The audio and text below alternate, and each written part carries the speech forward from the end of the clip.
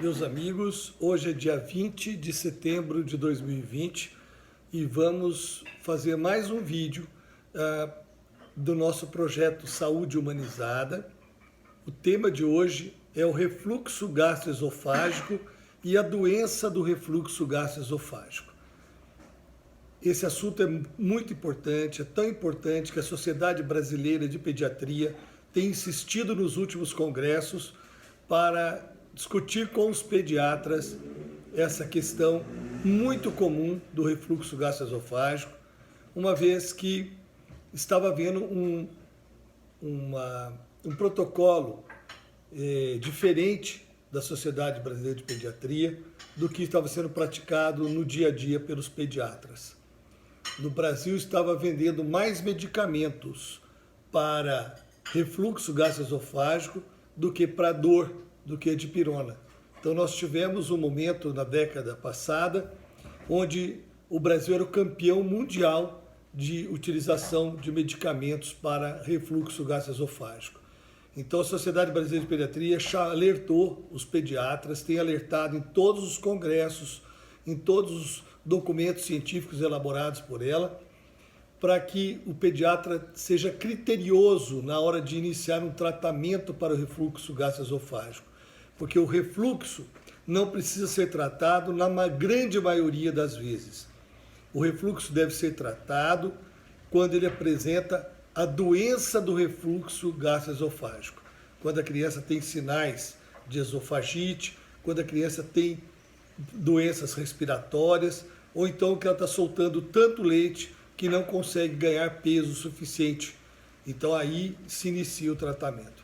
Então eu vou passar aqui para vocês hoje. Nós estamos baseados nesse documento que vocês vão ver agora aí no vídeo. É um documento científico da Sociedade Brasileira de Pediatria, do Departamento Científico de Gastroenterologia da Sociedade. É um documento que foi coordenado pelo Dr. Mauro Batista de Moraes, que é o presidente do comitê. O refluxo gastroesofágico é caracterizado pelo retorno do conteúdo gástrico para o esôfago, atingindo algumas vezes a faringe, a boca e as vias aéreas superiores.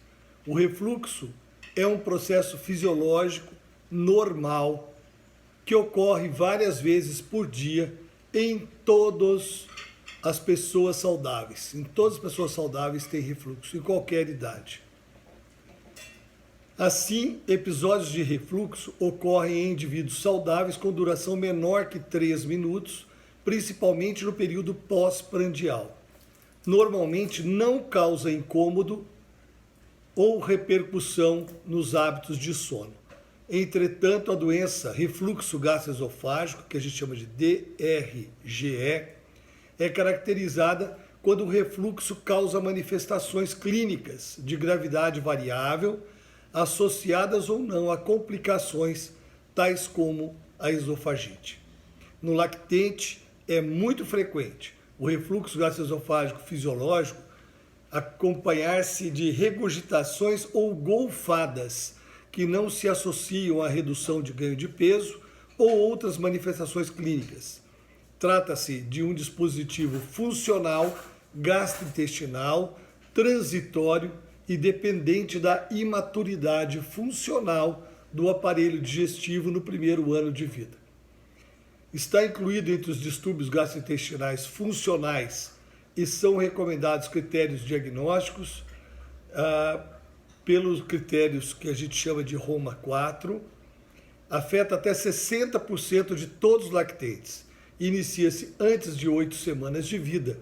A frequência de regurgitações é variável.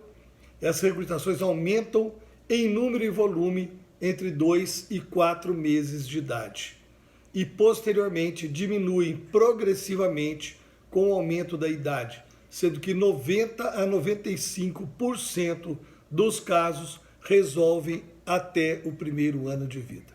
Então é importantíssimo a consulta de puericultura. Vocês, todo mês, pesando a criança, levando ao pediatra, ele vai perceber se há necessidade ou não de tratar a doença do refluxo gastroesofágico.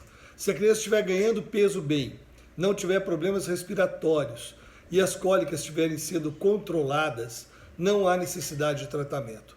Se a criança está chorando exageradamente, soltando muito leite, e está no limiar entre o ganho de peso, aí recomenda-se o tratamento do refluxo gastroesofágico. Então é fundamental essa diferença entre o refluxo gastroesofágico e a doença do refluxo gastroesofágico. Nesse quadro que eu vou apresentar para vocês aí, vocês vão perceber que o refluxo, o conteúdo do estômago, ele entra para o esôfago e chega até às vezes a faringe, a boca e as vias aéreas. Isso aí é porque existe um ângulo de Is, que é a entrada do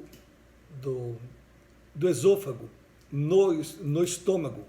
Ali ainda é aberta, porque o bebezinho ainda não desenvolveu a parte neurológica e o crescimento vai fazer com que esse ângulo de Is vá fechando e se tornando realmente uma válvula para que não volte para o esôfago.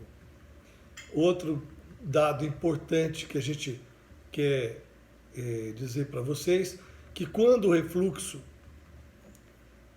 a suspeita de estar fazendo uma esofagite, de estar fazendo alguma complicação mais séria, ou possa ter conjuntamente uma outra patologia, uma hérnia de hiato, algum outro problema que possa estar acarretando o refluxo, existem exames para isso. Existem o RED, que é o raio-x contrastado, existe a pH-metria, que mede o pH do esôfago e do estômago, mas são exames invasivos que a gente tenta não precisar fazer, fazendo o diagnóstico, de certa forma, o diagnóstico clínico, tá? Pelo pediatra, acompanhando mês a mês, ele vai saber o momento correto que deve se fazer o tratamento. Não confundir a regurgitação com o refluxo. A regurgitação, todo bebê, quando mama em excesso, solta o excesso da mamada. E é normal aquela criança gulosa, onde a mãe tem muito leite, o leite materno é bastante quantidade, ele mama exageradamente e solta o excesso da mamada. Isso aí aqui em Minas até tem um conceito do povo antigo, da zona rural, que falava, quando eu mudei para cá, eu via muito isso, que é, doutor, a criança que mais vomita é a que mais engorda. Por que esse conceito? Porque a criança gulosa mama exageradamente, solta o excesso da mamada, quando ela vai rotar, ela solta o excesso da mamada, então ela solta muito leite, mas como ela mama muito, ela engorda muito, e aí ficou esse conceito, criança que mais vomita é a que mais engorda. Quando é doença, quando é o refluxo grave, a criança vomita muito e perde peso, ela não desenvolve, ela fica passando fome porque ela mama e joga fora. E tem uma outra patologia que tem que ser separada, diferenciada do refluxo gastroesofágico, é a obstrução da saída do estômago, chama estenose hipertrófica do piloro. Já tivemos vários casos aqui em Cambuí que foram submetidos à cirurgia para correção. Se não operar, a criança não desenvolve e acaba comprometendo a sua vida. Uma coisa importante a mais aqui para a gente colocar para vocês, sim, é que o leite de vaca, ele agrava o refluxo gastroesofágico. Então, aquelas crianças que têm refluxo ou que existe a suspeita do refluxo, a mãe deve ingerir 0 de leite. Durante 2 a 7 semanas, a mãe eliminar o leite e derivados do leite, porque já está provado que ela alimentando com muito leite, ela vai agravar o refluxo e as cólicas do bebê. Então, a Sociedade de Pediatria recomenda de 2 a 7 semanas sem leite de vaca para a mãe. E se a criança toma fórmula, e a fórmula derivada do leite de vaca, vamos ter que procurar outras fórmulas, talvez o leite de aminoácidos, para poder substituir o leite, as fórmulas derivadas do leite de vaca. O baixo ganho de peso, vômitos recorrentes, recusa alimentar, choro excessivo e irritabilidade, arqueamento do tronco e fazer crises de apneia, confirma o diagnóstico do refluxo gastroesofágico no lactente, no recém-nascido e no lactente. Em crianças mais velhas que podem apresentar refluxo, às vezes não tem quando é pequeno e vai aparecer depois o refluxo, apresenta náuseas pela manhã, dor de estômago, sensação de estômago cheio o tempo todo, ficar rotando muitas vezes ao dia, eructações excessivas, queimação no estômago e vômitos. Essas são as características das crianças mais velhas, né, que apresentam o refluxo. Tá? Importantíssimo também a gente falar do tratamento, né? Então, a principal coisa que a gente já faz de início quando tem o diagnóstico é colocar a criança sempre com a cabeça mais alta do que o estômago. Então, nisso a gente recomenda o uso do bebê conforto, ou se a mãe não tem condições de comprar o bebê conforto, ela pode improvisar um bebê conforto em casa, com caixa, essas caixas de uva, com um travesseirinho dentro, colocar um pezinho ali ou encostar em alguma coisa que a criança possa ficar a 45 graus aproximadamente, né? Que ela possa ficar com a boca mais alta do que o estômago.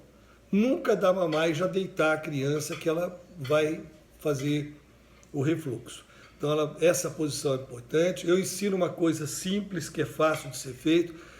Pegue 4 tijolos, coloque 2 tijolos na cabeceira da cama, 2 de cada lado do pé da cabeceira da cama, de forma que a cama fique com a cabeceira mais alta do que os pés. Com isso, a criança acabou de mamar, você coloca a criança ali, ela vai diminuir o refluxo. Existem travesseiros anti-refluxo e tal, mas não tem essa necessidade. Basta os 2 tijolos de cada lado da cama ou no carrinho colocar na posição de 45 graus para a criança ficar após as mamadas. Outra coisa importante, tem as fórmulas também anti-refluxo, se a criança não for alérgica ao leite de vaca e estiver mamando fórmulas, a gente usa a fórmula com anti-refluxo, que é uma fórmula mais grossa, ela é engrossada, para que a criança solte menos o leite. Tratamento com medicamentos, o pediatra vai fazer na hora correta, se achar necessário, ele vai utilizar a medicação. Não é aqui o nosso intuito falar sobre medicação, tá?